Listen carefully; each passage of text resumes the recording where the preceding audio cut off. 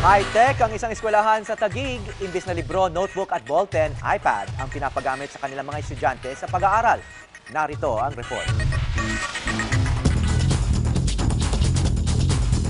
Dito sa Meridian International College sa Taguig o MINT, hindi papel at ballpen ang hawak ng mga estudyante kundi iPad. Education 2.0 ang tawag nila sa ganitong modernong approach sa pag-aaral.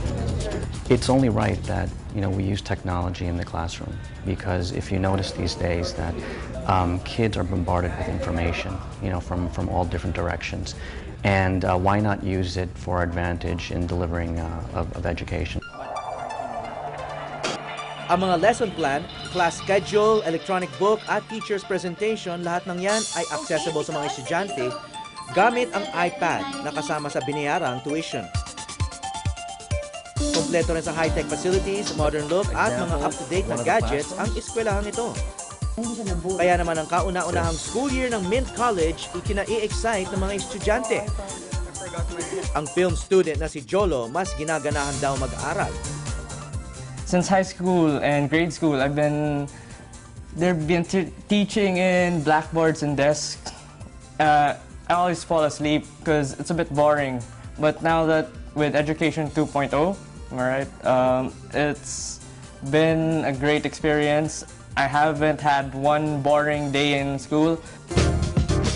Hindi naman makapaniwala ang full scholar na si Patrick dahil bukod sa libreng tuition, sa kanya na rin ang iPad na ito. Ang malaking tulong sa akin to kasi paminsan hindi na ako kailangan magsulat, tatype na lang ako dito.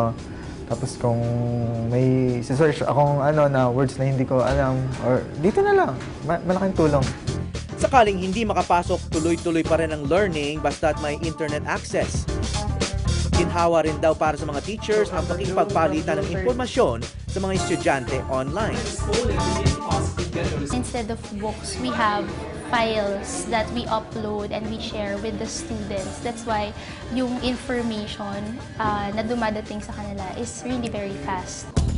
Tunay na hindi nakakahon sa apat na sulok ng paaralan ng edukasyon. Sa makabagong panahong ito, wala nang hangganan ng pwedeng pagmula ng kaalaman. Ang mahalaga ay mapanatili ang wasto at responsable nitong aplikasyon.